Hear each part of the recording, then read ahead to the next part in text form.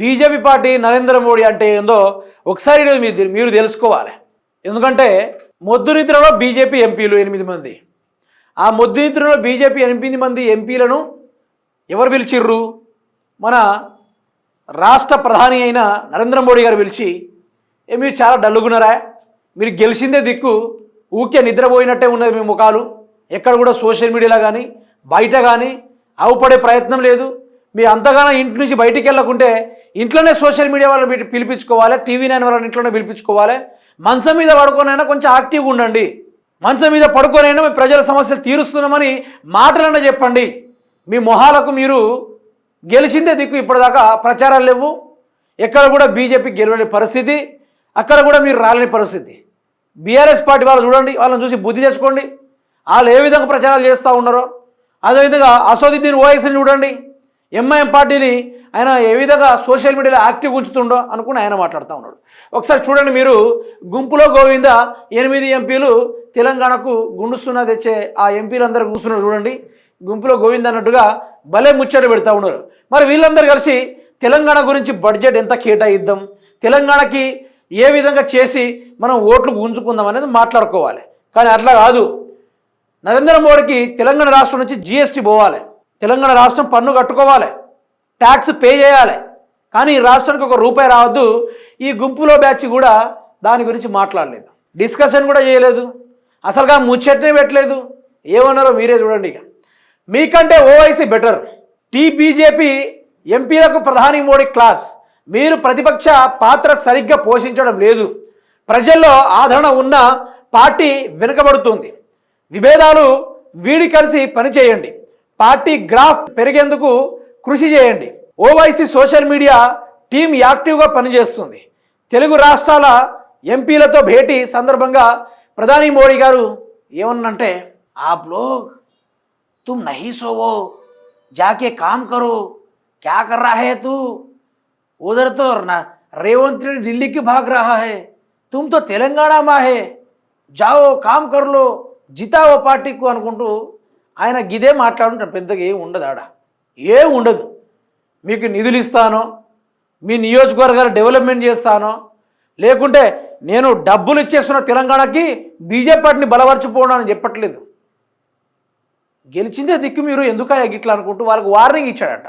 మరి ఒక్కటే ఆలోచించాలి, హిందువులు కానీ ఎవరైనా కానీ ఒక్కటే ఆలోచించాలి, మతాలతోటి ఓట్లు కాదు, డెవలప్మెంట్ తోటి ఓట్లు అడగాలి.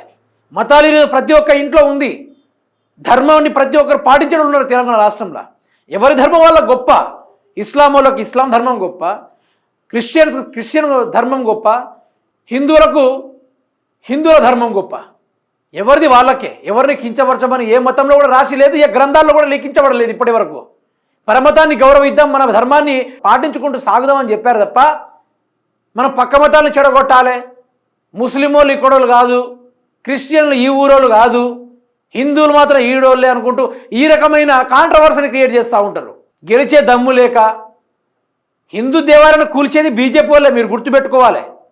ఇక్కడ కేంద్రంలో సాగుతున్నది ఏ మొఘల్ సామ్రాజ్యమో లేకుంటే నిజాం కాలం పరిపాలన కాదు, సాగుతుంది బీజేపీదే. ఒక్కడే ఆలోచించాలి. మరి మందిరాలు ఎవరు కూలగొడతారు? మరి మందిరాలు కూలగొట్టేదే బీజేపీ, మరి దానిపైన కాంట్రవర్సీ చేసేదే బీజేపీ. బలైది మాత్రం ముస్లిం వాళ్ళు, ఎందుకంటే వాళ్ళని అడ్డంగా లొల్లి పెట్టించి వీళ్ళు అధికారంలో రావాలి. ఈ మతాల పేరు తప్ప వీళ్ళు ఏ డెవలప్మెంట్ చేశారో ఒక్క ఓటు అడగమనండి. నేను హిందువులకు కూడా సజెషన్ ఇస్తా ఉన్నా, అక్కడ దాకా ఎందుకు, ఇప్పుడు హిందువుల గురించి మాట్లాడతారు కదా, బీజేపీ నాయకులు ఉన్నారు, బండి సంజయ్ ఉన్నాడు, సోమవారం అంటే అదంటాడు, మంగళవారం అంటే ఈ దేవుడు అంటాడు, గురువారం అంటే ఇంకో ఈ విధంగా మనం దేవుళ్ళని మొక్కుకుంటామని ఆయన చెప్తా ఉంటాడు. ఆయన చెప్పాల్సిన అవసరం లేదు, హిందూ వాళ్ళకి తెలుసు ఏది ఏమన్నా ఏం చేయాలో వాళ్ళకి తెలుసు.